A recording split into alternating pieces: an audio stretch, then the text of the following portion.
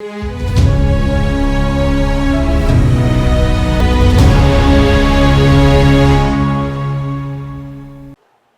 दोस्तों, राजनीति की बातों में आपका स्वागत है। मैं हूं आपका दोस्त धर्मेंद्र कुमारी। दोस्तों, कुल 8 लोग हरियाणा से संविधान सभा के सदस्य बने थे। चौधरी रणवीर सिंह हुड्डा, पंडित ठाकुरदास भार्गव जी, मास्टर नंदलाल मग्गू जी पर हम बात कर चुके हैं। और आज जो चौथे सदस्य हैं वो पानीपत निवासी लाला देशबंधु गुप्ता जी पर आज हम बात करेंगे। जो साथी संविधान सभा पर बहुत विस्तृत अध्ययन करना चाहते हैं, उनके काम की एक किताब मैं पहले बता देता हूं। आप गूगल से डाउनलोड करके उसको मुफ्त में पढ़ सकते हैं। रोहतक से मेरे पुराने और बहुत अध्ययनशील साथी हैं जगत सिंह हुड्डा जी। हुड्डा जी ने कई किताबें लिखी हैं, जिनमें से एक किताब है संविधान सभा में हरियाणा। गूगल पर आप संविधान सभा में हरियाणा बाय जगत सिंह हुड्डा बोलेंगे या टाइप करेंगे तो आपको ये किताब का लिंक मिल जाएगा। वहां से डाउनलोड करके आप संविधान सभा की पूरी कार्यप्रणाली और इतिहास को बहुत ही सरल शब्दों में पढ़ सकते हैं। ये वीडियो भी जो मैं आपके सामने ला पा रहा हूँ, इसी किताब की बदौलत आने में कामयाब हो पाए हैं। इसके लिए भी जगत सिंह हुड्डा जी का आभारी हूँ।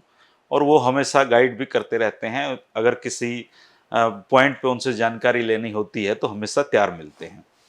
तो आइए दोस्तों, संविधान सभा के अहम सदस्य और हरियाणा की माटी के लाल लाला देशबंधु गुप्ता जी की कहानी पर बात करते हैं। बहुत सारे लोग तो लाला देशबंधु गुप्ता जी को दिल्ली का ही समझते हैं, लेकिन सच्चाई में वो पक्के हरियाणवी थे। उनका पूरा नाम था लाला रतिराम देशबंधु और उनका जन्म 14 जून 1901 को हरियाणा प्रांत के ऐतिहासिक बुनकर नगरी पानीपत के बड़ी पहाड़ में लाला सादीराम गर्ग के घर पे हुआ था। और उनकी माता का नाम था राजरानी जी। लाला सादीराम जी पानीपत में अर्जी नवीस होते थे और इसके साथ साथ वो लेखक भी थे और पक्के कट्टर आर्य समाजी विचारधारा के थे और आर्य समाज से प्रभावित थे। कई साल तक लाला सादीराम पानीपत आर्य समाज के प्रधान रहे और इन्होंने उर्दू भाषा में आर्य मुसाफिर, तेज, इंद्र आदि पत्र पत्रिकाओं में लेख भी लिखे। और इस जो पूरा माहौल है, इसका असर उनके बेटे पर भी पड़ा। अगर बात शिक्षा की जाए तो लाला रतिराम देशबंधु ने जो माध्यमिक तक की शिक्षा है वो स्थानीय मदरसे में से उर्दू और फारसी में प्राप्त की थी।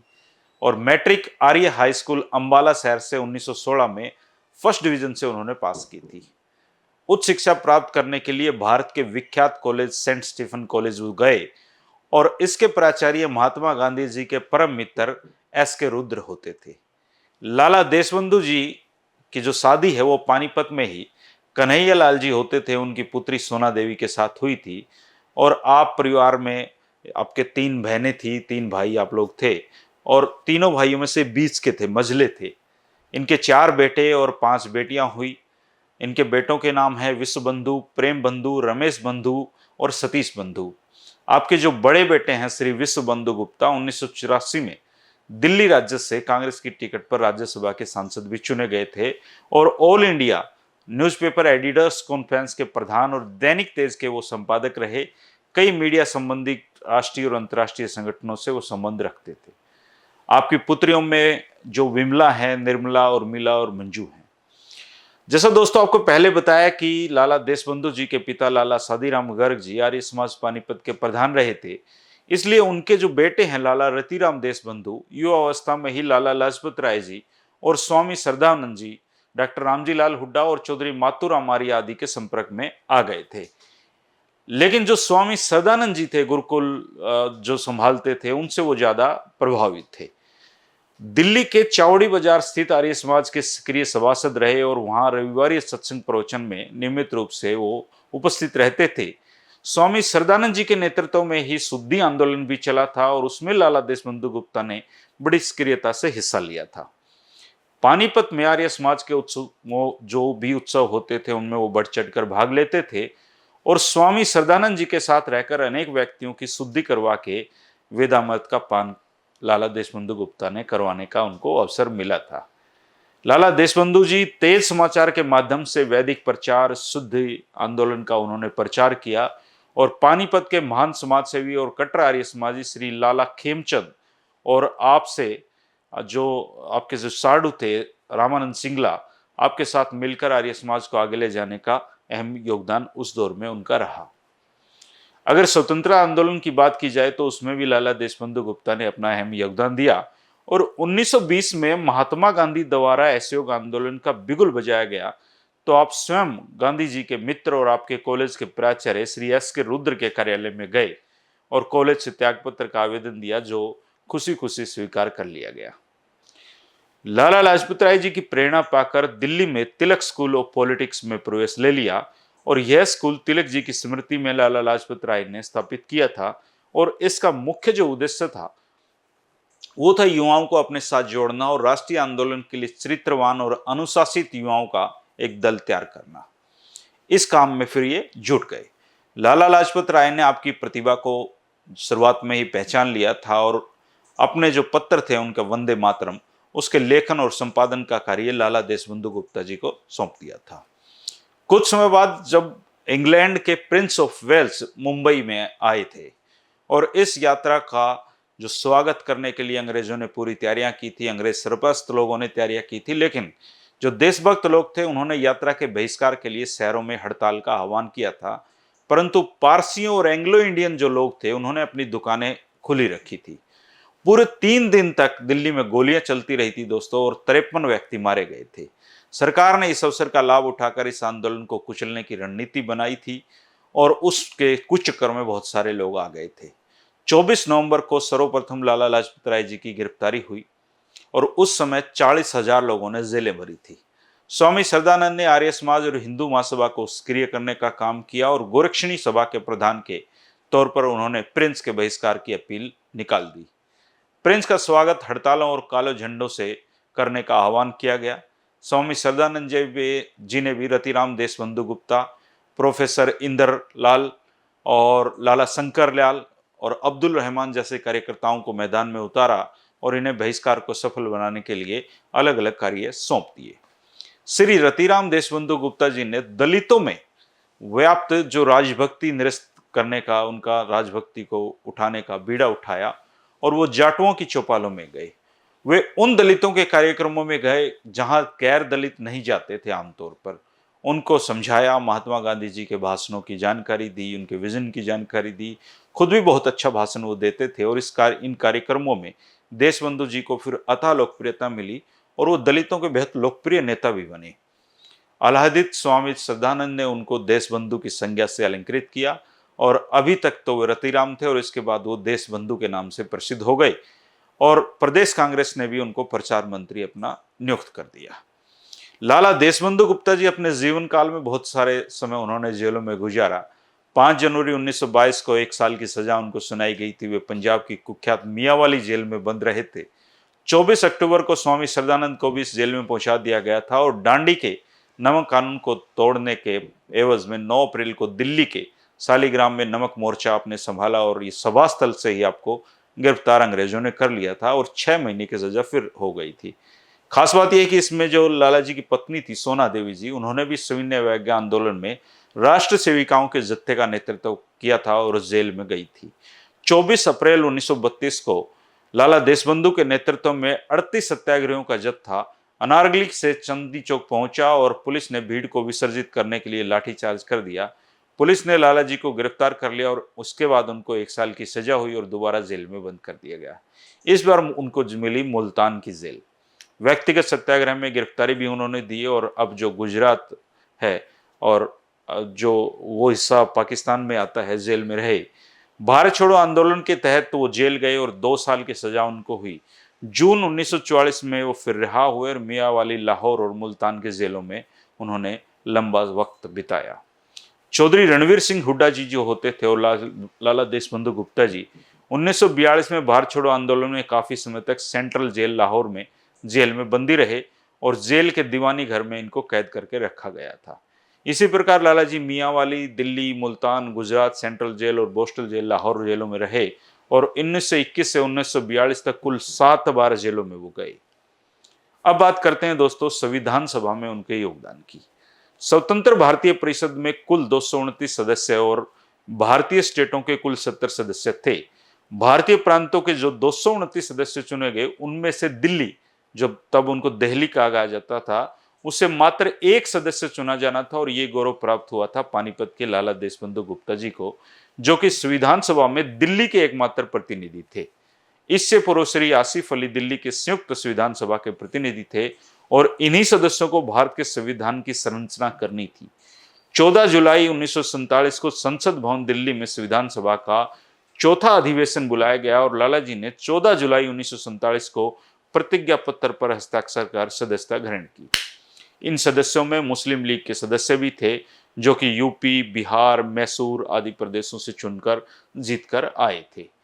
और दोस्तों इस बात का भी ध्यान रखें कि मुस्लिम लीग ने दो राष्ट्र के सिद्धांत पर यह चुनाव लड़ा था और ऐसे दौर में लाला जी जैसे देशभक्त लोग मौजूद थे। लाला जी ने 31 जुलाई 1947 को पहली बार दिल्ली राज्य की स्वायत्ता देने वाले संविधान सभा के वाद विवाद में हिस्सा लिया था, जो मुद्दा आज भी जिंदा और केजरीवाल इसकी डिमांड करते रहते हैं। उन्होंने संविधान निर्माण तक इस संघर्ष को जारी रखा। संविधान सभा में मुख्यतः राष्ट्रभाषा हिंदी, गोरक्षा, नशबंदी और धर्मांतरण पर प्रतिबंध आदि विषयों पर लाला देशबंधु गुप्ता ने अपने मूल्य विचार रखे थे। इन्हीं विषयों पर श्री घनश्याम दास जी गुप्त, आचार्य रघुवीर, श्री धुलकेट और चौधरी रणवीर सिंह हुड्डा और गोकुल भाई भट्ट, अलगूराम शास्त्री और विशंबर त्रिपाठी आदि ने भी अपने विचार रखे थे और ये संविधान सभा की उसमें दर्ज हैं, आज भी इनको पढ़ा जा सकता है। दिल्ली को पूर्ण राज्य बनाने की वकालत भी लाला देशबंधु गुप्ता ने की थी। संविधान सभा में सी राज्यों की स्वायत्ता का प्रमुख मुद्दा था। प्रस्तावित हुआ कि ए, बी, सी राज्यों के प्रशासनिक भिन्नता समाप्त करके समान अधिकार के आधार पर भोपाल, अजमेर, मारवाड़, कुर्ग, विंध्य प्रदेश, हिमाचल और दिल्ली आदि राज्यों के नागरिकों को स्वायत्त शासन दिया जाए। लाला जी प्रस्ताव के पक्ष में जोरदार ढंग से बोले थे। तीव्र विरोध भी उस दौरान हुआ था और वाद विवाद के बाद राज्यों के प्रभारी मंत्री श्री एन गोपाल स्वामी अयंगर ने सी राज्यों से संबंधी विधेयक पेश किया था। इसमें केंद्र शासित राज्यों में स्वशासन हेतु विधायकी व मंत्री परिषद का उपबंध तो कर दिया गया, किंतु मुख्य आयुक्त की स्थिति ऐसी थी कि स्वायत्ता नाम मात्र की रह गई थी। धारा 18 के अंतर्गत उसे विधानसभा एवं मंत्री परिषद में उपस्थित रहकर कार्यवाही में भाग लेना था। लाला देशबंधु जी ने सी राज्यों के प्रतिनिधियों से मिलकर इसका विरोध किया, जिसके फलस्वरूप यह उपबंध एक समिति को सौंप दिया गया और इस समिति के जो अध्यक्ष थे दोस्तों डॉक्टर पट्टाभी सीतारमैया नियुक्त किए गए थे। लाला देशबंधु गुप्ता जी और ठाकुरदास भार्गव सहित 7 सदस्यीय एक समिति तब बनाई गई थी और इस समिति ने दिल्ली, अजमेर, मारवाड़ और कुर्ग को लेफ्टिनेंट गवर्नर के प्रदेश बनाने की सिफारिश दिल्ली के लिए की थी। इसके नागरिकों को अन्य राज्यों के बराबर अधिकार देने की बात भी उन्होंने कही थी, हालांकि ये लागू नहीं हो पाई। 21 फरवरी 1948 को संविधान सभा की प्रारूप समिति के जो अध्यक्ष थे डॉक्टर भीमराव अंबेडकर जी, उन्होंने अपनी रिपोर्ट प्रस्तुत की और उसमें डॉक्टर पट्टाभी समिति की रिपोर्ट को दरकिनार करते हुए दिल्ली को केंद्र शासित प्रदेश का ही दर्जा दिया गया। लाला देशबंधु जी ने सदन के अंदर और बाहर स्वायत्त दिल्ली का आंदोलन छेड़ दिया। लाला जी के अथक प्रयासों से दिल्ली प्रदेश की 42 इकाइयों और 48 सदस्यों की विधानसभा दी गई, किंतु विधेयक में असंख्य संशोधन कर दिए गए, जिससे कार्यपालिका की जो शक्तियां हैं वो सीमित कर दी गई। इससे स्वायत्त राज्य अपंग बनकर रह गया और अगर लाला देशबंधु जी का ये बात पूरी हो जाती तो शायद अब अरविंद केजरीवाल को आंदोलन करने की जरूरत ही नहीं रहती। केंद्रीय संविधान सभा में उन्होंने प्रत्येक ऐसे बिल का विरोध किया जिसमें प्रेस की आजादी पर आंच आती हो। लाला जी चुनावी राजनीति में भी उतरे और सफल रहे। पंजाब विधानसभा चुनाव 1937 में हुए थे, जिसमें कांग्रेस को पूरे प्रांत में 10% सीटें प्राप्त हुई थी। देहात के लगभग सारे के सारे क्षेत्र में यूनिस्ट पार्टी का कब्जा था और कांग्रेस पूरे पंजाब में 75 में से 18 सीटों पर ही जीत पाई थी और ये सीटें भी अधिकतर शहरी थी। उस समय शहरों में ही केवल कांग्रेस का जनीधार था, गांव में यूनिस्ट पार्टी का एक छत्र राज होता था, जिसको देहात भी हम कहते हैं। वर्तमान हरियाणा से सिर्फ 3 सीटें कांग्रेस को मिली थी, जिसमें पंडित श्रीराम शर्मा दक्षिणी पूर्वी शहरी हल्के जो हिसार, रोहतक, गुड़गांव का क्षेत्र आता था उससे, और लाला देशबंधु गुप्ता उत्तर पूर्वी हल्के लुधियाना, अंबाला शहरी हल्का, जिसमें पानीपत, कैथल, करनाल, शाहबाद, अंबाला और शिमला तक का शहरी क्षेत्र शामिल था, उसमें जीते थे। पंडित मदन मोहन मालवीय नेशनलिस्ट पार्टी के उम्मीदवार महान समाज सेविका श्रीमती लेखवती जैन को हराकर तब चुनाव जीते थे और तीसरे उम्मीदवार थे चौधरी साहबराम सिहाग जी, जो कि हिसार उत्तर पश्चिमी देहात जो क्षेत्र था, सिरसा फतेहाबाद देहाती क्षेत्र जिसको बोला जाता था, उसमें यूनिस्ट पार्टी के चौधरी नंदराम माघो सिंघाना को 1308 वोटों के अंतर से हराकर जीते थे। दिल्ली के जो प्रथम सांसद हैं उनको बनने का जो अगर गौरव किसी को आप जानेंगे दोस्तों, तो वो लाला देशबंधु गुप्ता जी के नाम ही है। 26 जनवरी 1950 को संविधान देश में लागू हो गया था और संविधान सभा के सदस्यों को ही आम चुनाव होने तक अस्थायी संसद का दर्जा मिला था। ऐसा सांसद वो बन गए थे और लाला देशबंधु जी 26 जनवरी 1950 से 21 नवंबर 1951 तक लगभग 22 महीने तक दिल्ली के सांसद रहे। इस प्रकार से दिल्ली के प्रथम सांसद होने का गौरव भी लाला देशबंधु जी के नाम है। 50 साल की अल्पायु में ही आपका निधन 21 नवंबर 1951 को एक विमान दुर्घटना में हो गया। पत्रकारिता के क्षेत्र में लाला देशबंधु जी का ऊंचा योगदान था। वो एक उच्च श्रेणी के पत्रकार थे और 9/12/1932 में सर्वप्रथम मुल्तान जेल से प्रथम जो पृथक हरियाणा प्रदेश की मांग संबंधी ऐतिहासिक वक्तव्य उन्होंने जारी किया था। भारत के समूचे इतिहास में अंबाला मंडल कभी भी पंजाब का भाग नहीं रहा और 1947 के बाद संविधान सभा में भी चौधरी रणवीर सिंह की तरह आपने भी हरियाणा पृथक राज्य के निर्माण पर जोर दिया था। पत्रकारिता के क्षेत्र में देशबंधु गुप्ता जी ने निडर और निर्भीक पत्रकार के रूप में अपनी पहचान बनाई थी। 1923 में स्वामी श्रद्धानंद ने आर्य समाज और राष्ट्रीय आंदोलन के प्रचार के उद्देश्य से तेज समाचार पत्र उर्दू भाषा में शुरू किया था दोस्तों। और लाला जी जीवन भर 3 रुपए के प्रबंध संपादक रहे। मेहनताना सिर्फ 3 रुपए लेते थे। 23 दिसंबर 1926 को स्वामी श्रद्धानंद के बलिदान के बाद तेज का दायित्व तो आपके कंधों पर आ गया था और आपने उसको बखूबी संभाला भी। लाला देशबंधु जी पंजाब विधानसभा और संविधान सभा में प्रेस की स्वतंत्रता पर आज संबंधी प्रत्येक बिल का विरोध डटकर किया करते थे। इस बात से प्रभावित होकर देश भर के पत्रकारों ने उनको अखिल भारतीय समाचार पत्र संपादक संघ का प्रधान निर्वाचित किया था। Lala Deshbandhu ji editors and eastern newspaper society, जिसे अब INS के नाम से भी जाना जाता है, उसके वो संस्थापक सदस्य और अध्यक्ष रहे थे। All India newspaper editors conference के भी वो अध्यक्ष रहे थे। लाला जी को जीवन में कई सम्मान मिले। पूर्व प्रधानमंत्री राजीव गांधी के जन्म दिवस पर 20 अगस्त 2008 को हरियाणा के मुख्यमंत्री तब चौधरी भूपेंद्र सिंह हुड्डा होते थे। उन्होंने हरियाणा सरकार द्वारा हरियाणा के स्वतंत्रता सेनानी, पत्रकार और लेखक लाला देशबंधु गुप्ता के नाम पर 1 लाख रुपए की राशि का वार्षिक राज्य स्तरीय पुरस्कार शुरू किया था दोस्तों। काफी पत्रकारों को ये मिल चुका है।